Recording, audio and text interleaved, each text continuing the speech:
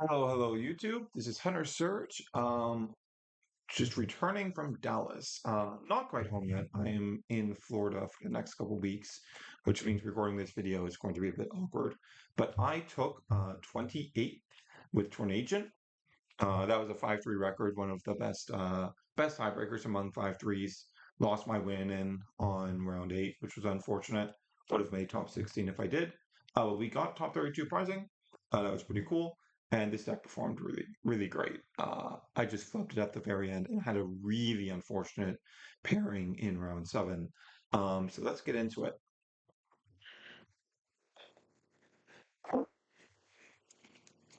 So of course we're on two copies of Tornadjinn, Heart and Soul of the deck. Got a full art copy this weekend. I was actually planning on being able to pick up two because a guy I was in line with for the vendors had a copy of full art Tornadjinn, and then the vendor also the store that they came in also had a full art Tornadjinn. I was like, hey, I'm gonna come back for this, but when I finished going through the line, but came back and it had already been taken. So it's like, that's unfortunate. Really like this for. But if you're unfamiliar, Tornadjinn's an 8/2. You expend a solar or wind to declare 3 different card names. Then you add a random one of those cards to your hand. Very, very powerful. Um, the deck can be built in such a way where you go like I'm going to declare 3 counter runes, so I'm guaranteeing myself a counter rune. I'm going to declare like Lumaru, Eddie, Elchik, and I'm going to get a good attacking body guaranteed. I can declare like if you're on Cryoblast, I'm not on Cryoblast in the main, but if you're on Cryoblast, you can go declare Earthquake, Laurels, Cryoblast, guarantee yourself removal. Like, that's the sort of thing you always want to be doing with Tornadjinn, and something that I noticed a lot of the other Tornadjinn players weren't necessarily doing, is you want to be using redundancy. You want to declare 3 redundant cards, so you're achieving something along the lines of what you want, no matter which card you get. Um, for that reason, I really like the tech that Adumadan was on, the one of Crackle. I will probably be experimenting with that because running the one of Crackle means when you want a healer, you can declare Ambrosia, Calfmel, Crackle, and you're guaranteed to get yourself a healer, which is pretty big. Onto the one cost guide, we have 3 copies of Lumaru. It's a solar guy, 5/2. Um, when it destroys something in battle, you mill 3. Not something you always want happening, given that Blistrix was so popular at this event. Um, but being a 5 in solar is very nice because we can run this out. And if we're able to protect it for a turn, we can just hard ascend into Tornadjinn, which is very, very, very nice. Um, if you're not fighting Blistrix, the mill can be very beneficial because Elestrals decks are built in such a way where there's not a whole lot of underworld access, and every card is good. So milling 3 can be big, even bigger if you're like against like attack on Nobby, and like you can go mill the doppelganger, like mill one of those searchable one-ofs that like a deck will lose a lot of power if they lose access to. We've got 3 copies of Calf Mouth. This card's incredible. It is a 3/4, and when it's destroyed or ascended over, you heal 3 in combination of solar and lunar. I'm not on any lunar spirits, so it is always healing 3 solar.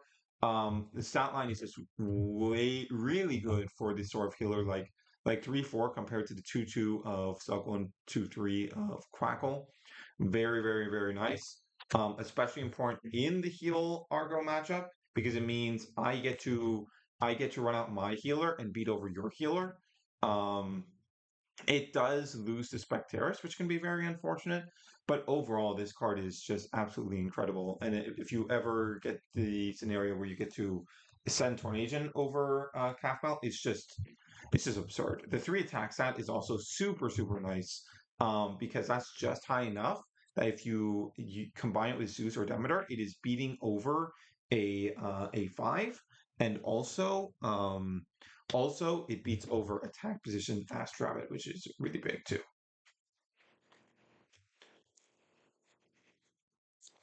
Next we have Windgen. So this is the one cost stage of Tornadjinn. So when it receives a wind, you get to declare a card name foretell 3, and then if the declared card name is among the 3 cards you foretell, you get to add it to your hand and then special send into Tornadjinn from your hand or deck. So this is a 3/1. This all happens in one effect, by the way. So like when you hit, you'll go pull the Tornadjinn out of your deck, shuffle your deck, um, and then you put the 2 foretold cards back on top. So if say your Tornadjinn gets Gorgon's Gazed, or you don't want to use it because you're low on spirits, the 2 foretold cards will remain on top in the order that you want, which is pretty cool. Now, when you do this blind, um, don't underestimate how likely this is to happen. It's actually about the same odds as it's the exact same odds as a Snowlet just ripping an Astral, which happens often enough that it needs to be a factor. It's not an irrelevance. And that will like that happened more than it happened a few times over my tournament run. And it's going to happen a few times over most Windjin players tournament runs. You can use other foretell effects to guarantee this goes off, like we're on Apollo, but the reality is most effects that you can use to enable this are really bad. They're not good cards. um, so a lot of the time, what you're actually going to do is you're either going to go for the blind Windjin, or you're going to go Windjin, protect it for a turn, and then re-enchant it with another wind. And now you know the top 3 because you foretold with Windjin last turn. So you're going to be able to call it guaranteed. Alternatively, if you have 2 Windjin, you can do it that way too.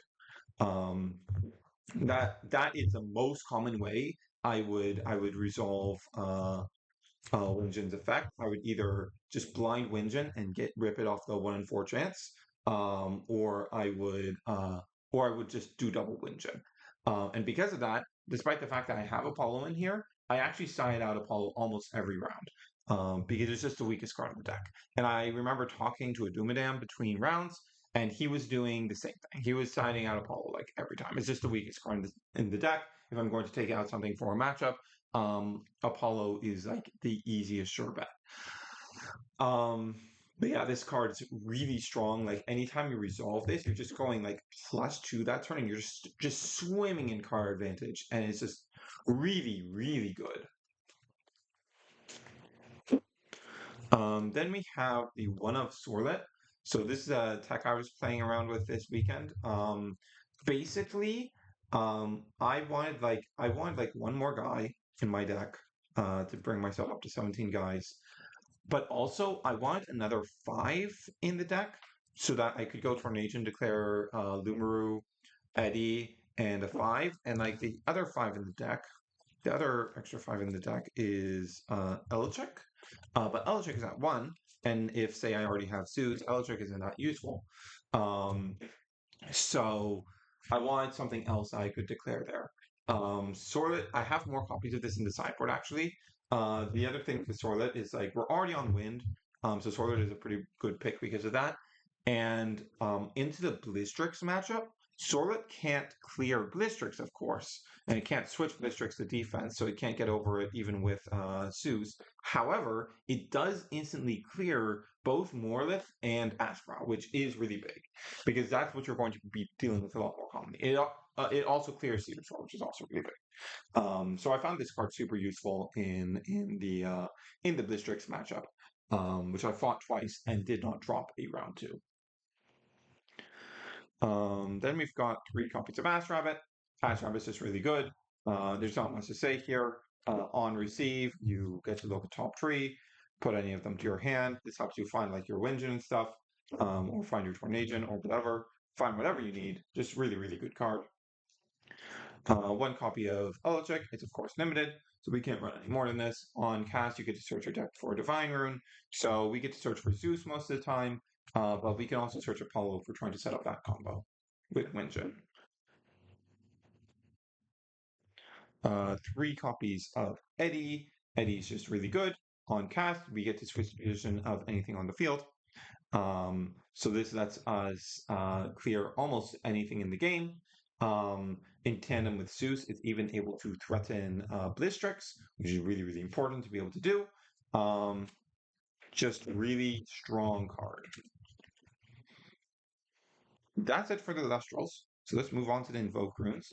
We, of course, have 3 copies of Ambrosia. That says keep ourselves in the game. One of our healers to target with Tornadjinn. I'm definitely trying out the one of in future builds because I like that. I like that attack of Doom Damage a lot. So like I'm getting ahead of myself and going, oh, it's one of the 3 healers to reveal with Tornadjinn, but no, I didn't actually have a 3rd healer to reveal with Tornadjinn here.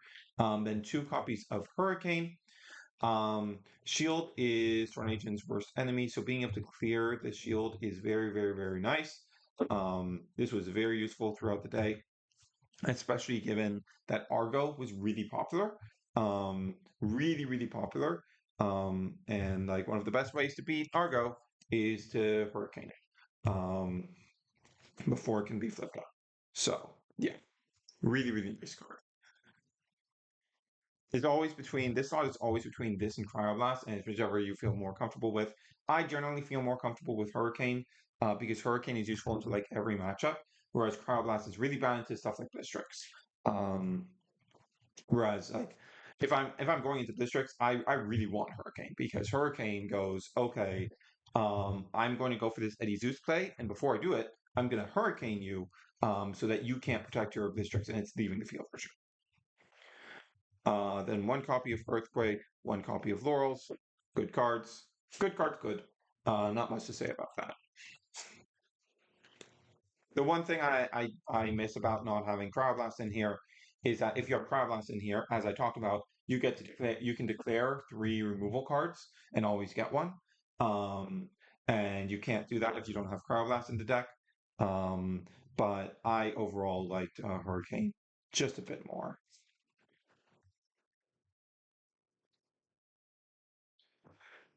Then on to the counter runes. We have 3 copies of Gorgon's Gaze, 3 copies of Shield. I pulled this my second full art Shield out of my entry packs, which was sick.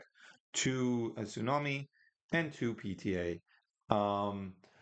I've been thinking about maybe running Argo in here. It could be cool, but that would require some rejiggering of some space. PTA is like the weakest counter rune here right now. It's just not particularly good into the current format, but we do just need more counter runes. Um, and Tsunami has like weak spots as well, of course. Gorgon's Gaze and Shield are your bread and butter in this format, though. Gorgon's Gaze is able to stop any attack and shut down any effects that you don't want happening. Shield gives you a lot of tempo, but also is really, really good into any like quick ascenders like Nobby, because you let Nobby run over, and then after they go into Doppelganger, you shield them. So instead of returning a 1 cost that they can play out again next turn and threaten you with the Doppelganger ascend again, you return the Doppelganger. So they're stuck with like a really shitty 2 cost in their hand because you don't really want to ascend into Doppelganger because like most of the time you're not going to be able to properly enchant it if you're ascending into it. Um, and then it's just like a 5. It's a 5. That's 2 costs. Like that's not good.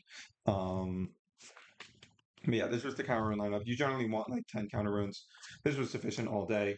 PTA is good into some matchups, so like it's not the worst thing in the world. And then for divine runes, we have 2 copies of Apollo and 2 copies of Zeus. We talked about Apollo already.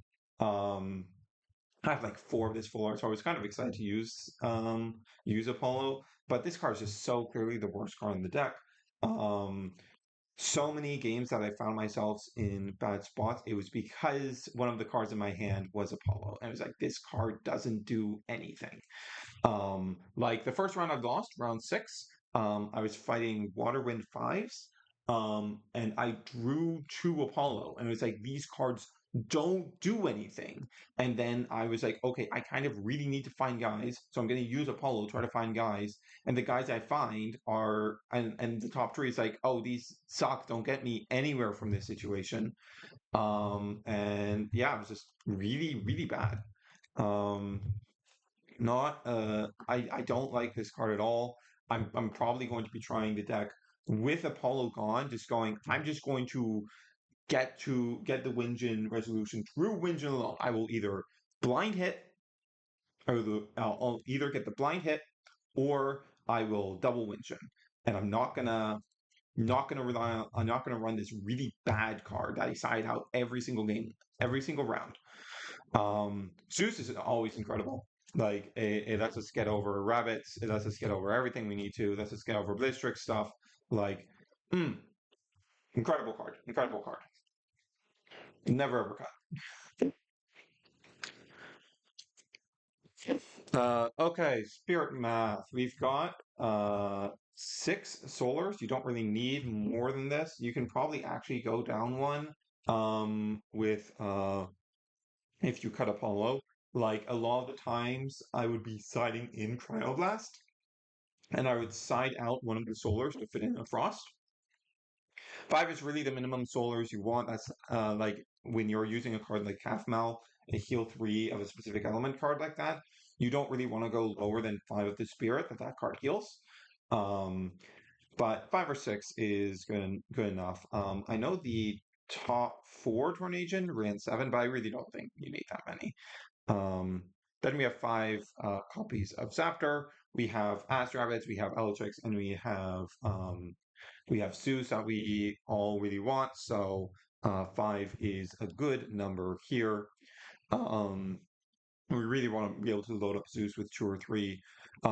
Originally, the list I took to the PNM and got top four with, I was on four Thunder. And one of the biggest reasons I ended up going to Sorlet is because I had Specteris in my deck, primarily for the sideboard, and I really didn't like the space I was eating for a card that like is pretty good, but I felt like most of the things it was doing could be achieved by other cards. So it's like I kind of want to just cut out those Nooners for some more spirits in other categories. So that's what I did. Then we've got four wind. Um, since we're on the Sorlet stuff, since we're on hurricane stuff, we do want a bit more wind here. So I am on four instead of the typical two or three. Um, then we have three copies of Leviathan. We have the eddies. We have the tsunamis. This sometimes did feel a bit low. I wouldn't mind going up on this. Um, but three was generally sufficient. And then two copies of Earth for the earthquake, of course.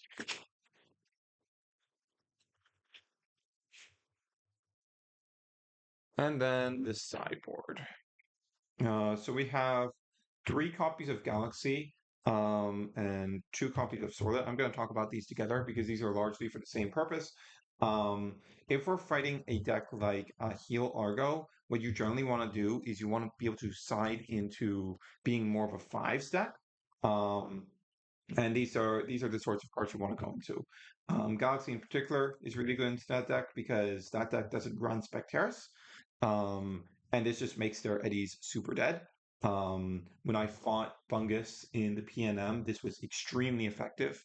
Um, this card's really good for doing that. Sorlet, as we talked about before, is really nice into the Blitztrix matchup because Sorlet is able to single-handedly clear any of their two costs, and you want to keep them off their two costs so that they can't hard ascend into Blitztrix.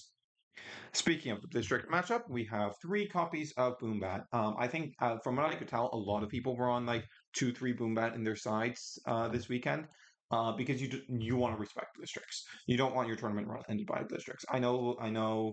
A bunch of people had ended up with the really tough tiebreakers because of losing to a Blistrix early.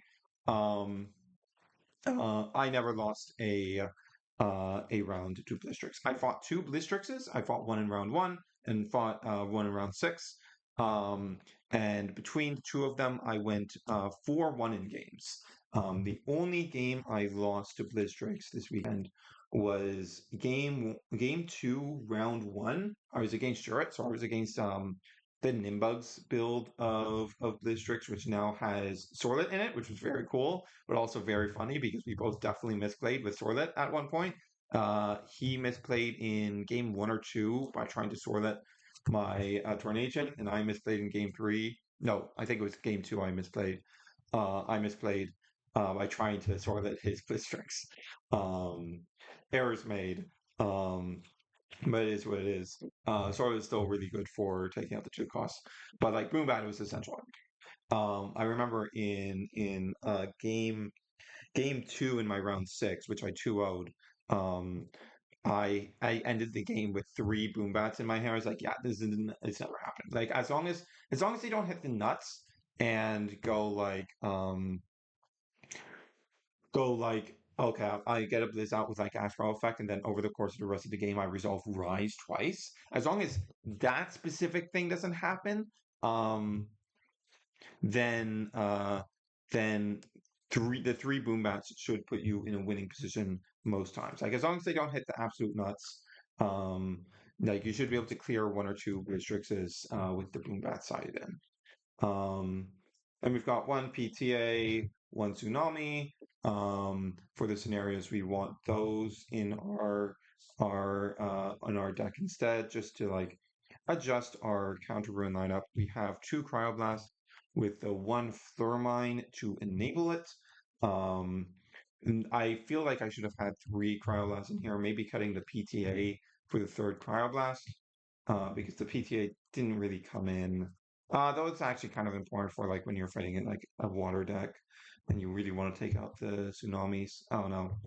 Um, but yeah, Cryoblast is really good into certain matchups. And then we have two spoiled fruit. This wasn't, I didn't side this in ever because I didn't fight the Heal Argo deck at any point, but I did want to respect it. This deck has like a pretty good matchup into that deck because of Kafmal. Um, but I did still want to be like, okay, if I run into this deck, I do still want to be able to give myself a bit extra edge, and Spoiled Fruit will typically give you that edge because like Tsunami's not particularly useful into that matchup because that deck is on a lot of water guys. Um, so because of that, Tsunami isn't particularly useful. Shield is not particularly great either, um, because because like they're an Argo deck, but they're an Argo deck that typically is using their Argos on their Suckles or Crackles, which means if you bounce that with Shield, you're giving them another heal, which is really not what you want. You don't want to be spending two to let them heal again. Um, so spoiled fruit like is a really nice back row to be able to bring in for that matchup when some of our other options are quite a bit less effective. And yeah, that's it for the Tornadjinn deck. This deck is really sick. Um, but I do think a lot of the people who are playing it weren't playing it quite right, didn't quite understand how to properly utilize Tornadjinn's effect. Um, I was really close. Like, let's just run down my rounds real quick. So round one was against Shuret on Blistrix. I win that one 2-1. Then round two, I fight a Tornadjinn Mirror. Um, and like they were not using Tornadjinn particularly well. Um, and I was able to win off that. Like game two, I distinctly remember late in game two they ended up in a scenario where they had no back row, but that happened because when they had Tornation, they did not um they did not do the counter run declaration that you can do. Um, they went for like Counter-Rune, Earthquake. It was like Gorgon's Gaze, Earthquake, Ambrosion. That's like those are three completely different categories of cards. That's not what you should be doing with Tornation. That's really not what you should be doing with Tornation. Especially when it was really, really early in the game. So I cleaned that one up 2-0. And then I start fighting the Dumadam Gauntlet. Round three was a Fire Nexus player from the Dumadam's playgroup. I win that 2-1 going to time. They saw they saw Lovelith every single game, which I found I was really annoyed about that. Like, come on, man, are you really going to see this one up every single game? And Lovelith was really difficult for me to deal with. I just was not seeing the cards to allow me to deal with Lovelith, and it was very, very annoying. Um, but I was able to take that in time because when they got Novelist out in the third game, we had already entered time, and I was way ahead on spirits. Like I was like 9 ahead on spirits, and they were just not able to catch up. They weren't able to like they had the Novelist was their only way for my fives, and I put up a second five. Um, I was like, okay, have fun with this. You can beat over one of these with your Lava but the other one, the rest of your board can't deal with. So this game is going to be mine now. And then round four was against another one of the Doom Damage playgroup. This was a player on a deck very similar to Ari's deck. It was a Penterror Doppelganger deck. That was scary. Um, Lost that pretty handily game one, but I managed to take it back in game two and three by pivoting quite a bit off the Tornadjinn stuff and just going for more fives stuff and bringing in Cryoblast and stuff like that. Round five, I fight TCG Dome on Water Wind fives. I did not have as much practice into fives as I probably should have. And also I had a really bad draw both games, like really abysmal draws. Um, Thank you, Apollo. Definitely caused a lot by that little asshole. Um, yeah. Game one, I just couldn't find guys. Game two, I believe if I recall correctly, I was really struggling to find counterpoints. This is really unfortunate. Round six, I find another Blistrix, cleaning their clock really quickly, 2-0. And then rounds, and at this point, I'm on my winning end. My tiebreaker is one of the best of the 5-1s. In my final record as a 5-3, I end up as the second best tiebreaker. Um, so if I win one of my remaining two rounds, I am in. And then round seven, and like the thing is, this tournament had 192 people. But the number of really good players didn't really change. So the result of that is there was actually a lot of like jank still in the X1, X2 brackets, even in these final two rounds. Like there's an Electronite deck still at X2. There was a Cows deck still at X2 up to the final round. Um, so there is a real possibility for me to end up with like even if I lose round seven, I can get paired into something that's pretty easy for me to beat because it's kind of jank, and I can secure my top 16. That's not what happened. So round seven, I get paired into a Dumadam. This is the worst possible matchup for me because it's like, okay, Tornadjinn players who don't really know what they're doing with Tornadjinn, I can handle them no problem. The like probably the like I consider myself really good with Tornadjinn, but a Dumadam is like the player that's like, no, he's probably better than me on this deck. He's probably better than me on this deck. He has more practice on it than me. This is the person I least want to fight here. Very unfortunate. Um, it was pretty close outside of the game three. The game three was like a complete sweep. He saw all the healing. I saw none. Um, which was very, very unfortunate. I did make I do remember making a distinct misplay in one of my losses, um, where like I could have used Cryoblast to ensure a Wingen went down, and then he just re-enchanted it to it and got Tornadjinn out, and that was just a really big mistake. But it went 2-1. I was pretty happy with that round, but I am tired at this point, and I'm like, come on, I just need one more win, and I'm guaranteed. And round eight, unfortunately, there's still like 30 X2s up at this point. There's a lot of jank still in the X2s at this point. As I said, there's still like an Electronite deck at X2 in round 8. There's still like a Cows deck at X2. There's a bunch of Blizztrixes still at X2 that I'm pretty confident I will be able to beat without much issue. Unfortunately, I get paired into a name I recognize, Aurora, um, and they are on knobby fives. And it's like, oh man. And then I don't draw particularly well into this either. Like game one, I really should have mulliganed. Like game one, my tiredness really got to me. I went second, but I declared I wasn't going to mulligan first, and then Aurora mulligan. I was like, I should really mulligan this, but I got in my own head and went, no, I already declared, and didn't even ask if I could. I didn't even go, no, I'm gonna mulligan. Like really, really stupid mistakes. And yeah, I just get my clock cleaned.